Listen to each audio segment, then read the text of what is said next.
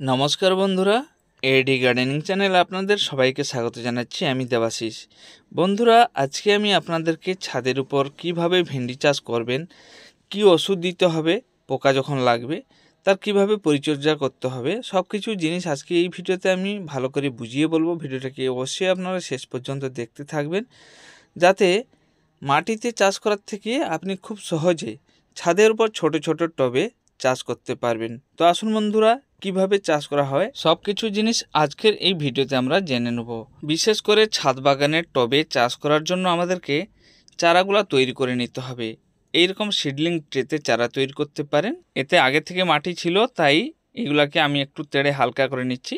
না হলে প্রথমে মাটি ভর্তি করতে হবে, মাটির সঙ্গে হালকা একটু পুরনো গোবর সার দিয়ে মাটিটা ভর্তি করতে হবে। একটুখানি কোকোপিট দিলে আরও ভালো হয়। এবারে বীজগুলোকে লাগিয়ে নিতে হবে। বীজগুলো একটা একটা দানা দিতে হবে। দেওয়ার পর এইগুলোকে একটু একটু আঙুল দিয়ে টিপে দিতে হবে মাটির ভিতরে। বন্ধুরা, ভেন্ডির বীজ সরাসরি আপনি এরকম লাগাতে পারেন, না হলে এটাকে 7-8 ঘন্টা জলে ভিজাতে হবে। জলে ভিজানোর পর এটাকে ছেঁকে নিয়ে একটা কাপড়ে বেঁধে যে কোনো একটা জায়গায় রেখে দিতে হবে, যাতে একটু গরম হয়। যে জায়গাটা গরম হবে সেই রকম জায়গায় রেখে দিতে হবে। কোনো বস্তা টস্তা চাপা দিতে পারেন, না হলে খড়গাদার ভিতরে রেখে দিতে পারেন। দেখবেন এগুলো গাজা হয়ে যাবে, তারপরে এগুলাকে লাগিয়ে নেওয়া যাবে। গাজা করে লাগাতে পারেন, এরকম সরাসরি লাগিয়ে নিতে পারেন।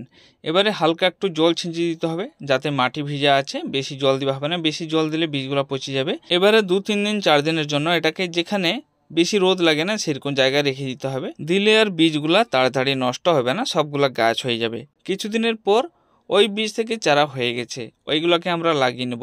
বন্ধুরা, আমরা এইখানে সরাসরি বীজও লাগিয়ে নিতে পারি, কিন্তু বীজ লাগালে একটা প্রবলেম কি হবে, অনেক সময় কি হয়, মাটিতে যদি জল বেশি থাকে বা রস বেশি থাকে, তখন কিন্তু বীজগুলো নষ্ট হয়ে যায়। ধরা যাক এখানে আমি 2টা বীজ লাগালাম, একটা বীজ গ্রো হয়ে গেল, একটা নষ্ট হয়ে গেল। তখন কি হবে, আবার আমাকে বীজ লাগাতে হবে। তারপরে সেটা গ্রো হবে, একটা বড় একটা ছোট হবে। যেটা বড় হবে তাড়াতাড়ি গ্রো হয়ে যাবে, যেটা ছোট থাকবে সেটা তাড়াতাড়ি গ্রো করতে পারবে না, যার ফলে ওইটা ওইখানেই নষ্ট হয়ে যাবে বা এরকম ছোট হয়ে থাকবে, বড় হবে না। তাই যখন আমরা ছাদের উপর টবে লাগাবো বা ক্যারেটে লাগাবো, বীজগুলোকে গ্রো করে চারা তৈরি করে লাগালে সবথেকে ভালো হয়। বন্ধুরা, মাটিতে আমরা পুরনো গোবর সার, কম্পোস্ট, উনুনের ছাই এগুলা দিয়ে ভালো করে আমরা গুলিয়ে কিছুদিনের আগে ভর্তি করে রেখে দিলে খুব ভালো হয়। দিলে মাটিগুলো একটু রোদ খেয়ে যাবে, রোদ খেয়ে গেলে খুব ভালো। তারপরে আমরা এই চারাগুলোকে লাগিয়ে নেবো। লাগিয়ে নিয়ে একটু একটু করে জল দিতে হবে। বেশি জল দিলে চারাগুলো নষ্ট হয়ে যাওয়ার সম্ভাবনা থাকে। যখন আমরা ক্যারেটে লাগাবো, চারপাশে ফুটো থাকে, এতে জল জমে থাকে না। কিন্তু যখন আমরা টবে লাগাবো, নিচে কিছু ফুটো রাখতে হবে, নাহলে এর থেকে এক্সট্রা জলটা বাইরে বেরোবে না, যার ফলে গাছের গোড়াগুলা পচে যাবে, পচে নষ্ট হয়ে যাবে। চারপাশে লেমিনেশন ছাড়া বস্তা দিয়ে মাটি ভর্তি করতে হবে, যাতে জল জমে থাকবে না। লেমিনেশন বস্তা হলে কি হবে, যতই ফুটো থাকুক না কেন জল জমে রয়ে যাবে। কিছুদিনের পর দেখুন গাছগুলো একটু বড় বড় হয়ে গেছে, কিন্তু গাছের পাতাগুলা পোকা খেয়ে গেছে। এমন ধরনের পোকা, ওটা দিনের বেলা প্রায় তো দেখা যায় না, খুব কম দেখা যায়, রাত্রিবেলা দেখা যায়। লাইট জ্বেলে দেখবেন রাত্রিবেলা গাছে বসে আছে, পাতাগুলা খাচ্ছে, পাতা ফুল এগুলা সব খেয়ে নেয়, কিন্তু সকালবেলা আপনি দেখতে পাবেন না, মাটির নিচে লুকিয়ে যায়। এইখানে আরেকটা জিনিস আপনাদেরকে দেখাচ্ছি, এই পাতাটাকে লক্ষ্য করুন, সাদা সাদা দেখা যাচ্ছে, একদম সবুজ দেখা যাচ্ছে না। এটা উল্টিয়ে দেখবেন, খালি চোখে খুব কম দেখা যায়। এর পিছনে কিন্তু পোকা থাকে। আমি জুম করে দেখাচ্ছি, দেখুন পোকাগুলা কিন্তু চলাফেরা করছে। আপনি ভালো করে লক্ষ্য করুন, পোকাগুলা চলাফেরা করছে। তার সাথে সাথে পাতার নিচের দিকে দেখবেন সাদা সাদা গোল গোল ডিম দেখা যাচ্ছে। ওইগুলাকে নষ্ট করার জন্য আপনাদেরকে ইউজ করতে হবে মাইটস বাইট। আমি ডিসপ্লেতে আপনাদেরকে দেখাচ্ছি, আপনি দেখুন। এই ওষুধটা আপনি স্প্রে করতে পারেন। কত পরিমাণ জলে কত ফোঁটা ইউজ করতে হবে সেটা এতে লেখা থাকে।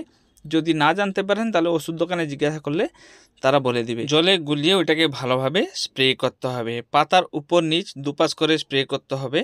দিলে পোকাগুলা নষ্ট হয়ে যাবে। পোকার সাথে সাথে এই যে সাদা মাছিগুলা দেখা যায়, ওই সাদা মাছিগুলা নষ্ট হয়ে যাবে বা গাছে বসবে না। এই ওষুধটাকে মাসে কমসে কম একবার স্প্রে করলে গাছের ওই রকম পোকামাকড় হবে না, যার ফলে গাছও সুস্থ থাকবে, ফলও খুব ভালো ধরবে।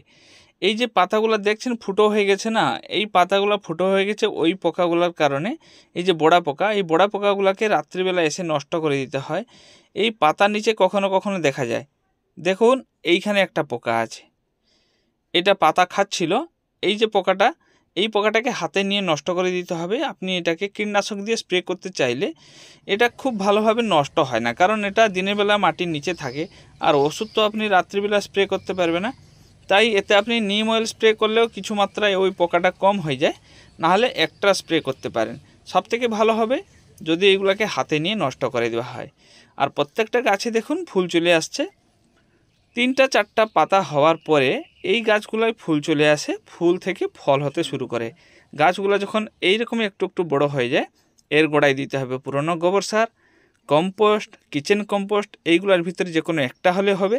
যদি আপনি এর সাথে সাথে যদি সর্ষের খোলকে জলে পচিয়ে ওই জলটাকে এর গোড়ায় দেন তাহলে খুব ভালো হবে। 2-একটা ভেন্ডি এখন হয়ে গেছে হারভেস্ট করার মতন। বন্ধুরা, ভেন্ডি একটা জিনিস, এটাকে রোজ হারভেস্ট করতে হবে। 1-2টা যাই হোক না কেন, প্রত্যেক দিন এসে ভেন্ডি গাছের কাছে ঘুরে যেতে হবে। যদি একদিন দেরি হয়ে যায় ভেন্ডি হারভেস্ট করতে, তাহলে এটা শক্ত হয়ে যায়। শক্ত হয়ে গেলে একদম খেতে পারবে না। তাই প্রত্যেক দিন ভেন্ডি গাছের কাছে আসতে হবে। কত সুন্দর ফ্রেশ ভেন্ডি হয়েছে দেখুন। এই গাছের গোড়ায় আপনি যখন সর্ষের খোলকে জলে পচিয়ে দিবেন, খোল পচা জল, 100 গ্রাম সর্ষের খোলকে জলে পচাতে হবে। ধরে নিন আপনি 4 লিটার জলে 100 গ্রাম সর্ষের খোলকে জলে পচালেন, তার সাথে আরও 5 লিটার জল মিশাতে হবে।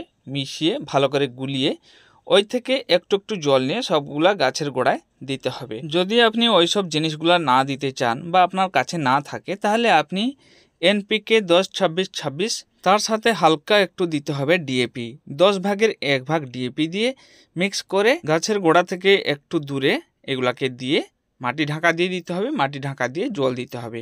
মনে রাখবেন, এতে বেশি জল দিলে কিন্তু গাছের যে শিকড়গুলা সব মোটা মোটা হয়ে যায়, যার ফলে গাছের গ্রোথও হয় না, গাছগুলা কীরকম একটা হয়ে যায় আর ফল হয় না। গাছের গ্রোথ না হলে তো ফল হবে না, পচে যায় গোড়াগুলা।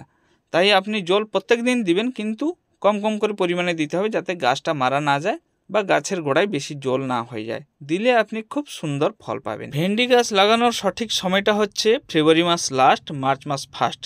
ওইরকম সময়ে আপনি লাগাতে পারেন। বছরে যে কোনো সময় লাগালে হবে, কিন্তু শীতকাল ছাড়া। শীতকালে কিন্তু ভেন্ডি ভালো হয় না, ওইটা আপনি মনে রাখবেন। শীতকাল ছাড়া বছরে সব সময় আপনি ভেন্ডি গাছ লাগাতে পারেন। আর একটা একটা ভেন্ডি গাছ কমসে কম 7-8 মাস ধরে বেঁচে থাকে। বিশেষ করে আমি যতটুকু জানি, আমার ছাদ বাগানে একটা একটা গাছ কাছাকাছি এক মানুষের আরও বেশি লম্বা হয়ে যায়, কিন্তু তাতে ফল ধরতে থাকে। এই যে গাছগুলো দেখছেন, এইগুলা তো এক মানুষের থেকে আরও বেশি লম্বা হয়ে গেছে, কিন্তু ফল ধরছে। আরও এইগুলা অনেকটা লম্বা হবে। যখন খুব লম্বা হয়ে যাবে, ডগাটা ভেঙে দিতে হবে। দিলে চারপাশ থেকে সব নতুন নতুন ডাল বেরাবে, ওই নতুন নতুন ডালে আবার ফল ধরবে। বন্ধুরা, এইখানে আরেকটা জিনিস বলি, ভেন্ডি গাছের ডগায় একটা গ্রিন কালারে ওই বোড়া পোকা লেগে যায়, যার ফলে পিঁপড়া খেতে এসে গাছগুলাকে খারাপ করে দেয়। আর পাতাগুলাকে কেটে পাতাগুলাকে গোল গোল করে তার ভিতরে থেকে যায়। ওইগুলাকে নষ্ট করতে হলে আপনাদেরকে ওই একটা স্প্রে করতে হবে, না হলে অন্য যে কোনো কীটনাশক স্প্রে করলেও হবে। সবথেকে ভালো হয় হাতে নিয়ে যদি ওইগুলাকে নষ্ট করে দেওয়া হয়, তাহলে খুব ভালো হয়। পিঁপড়া যদি গাছে লেগে যায়, তখন আপনি 1 টাকা দিয়ে একটা শ্যাম্পু আনবেন, 2-3 লিটার জলে মিশিয়ে ওইটাকে স্প্রে করবেন। সপ্তাহে 1-2 বার স্প্রে করলে ওই পিঁপড়াগুলাও চলে যাবে। দেখুন কতটা সুন্দর একদম সবুজ কালারে একদম নরম ভেন্ডি আমি পেয়েছি। প্রতিদিন এরকম কিছু কিছু ভেন্ডি আমরা পেয়ে থাকি। বন্ধুরা, ভেন্ডি গাছ খুব তাড়াতাড়ি বড় হয়, তার সাথে সাথে ভেন্ডিগুলাও তাড়াতাড়ি বড় হয়ে যায়। আজকে দেখছেন যেটা ছোট আছে, কালকে এটা হারভেস্ট করার মতন হয়ে যায়। আরেকটা জিনিস এইখানে বলি, যখন আপনি কীটনাশক স্প্রে করবেন তার আগে কিন্তু ভেন্ডিগুলাকে হারভেস্ট করে নেবেন, ছোট বড় সবগুলা। কেন কীটনাশক যেদিন স্প্রে করবেন কমসে কম 4-5 দিন ধরে আপনি হারভেস্ট করতে পারবেন না। তাই ছোট বড় যা থাকুক না কেন সেগুলাকে হারভেস্ট করে নিয়ে আপনাদেরকে কীটনাশক স্প্রে করতে হবে, নাহলে ওই ভেন্ডিগুলা নষ্ট হয়ে যাবে। আশা করি আমার এই ভিডিওটা আপনাদের খুবই ভালো লেগেছে। যদি ভালো লেগে থাকে লাইক করবেন, তার সাথে সাথে চ্যানেলে প্রথম করে থাকলে সাবস্ক্রাইব করে নোটিফিকেশন বেলটাকে অন করে নেবেন।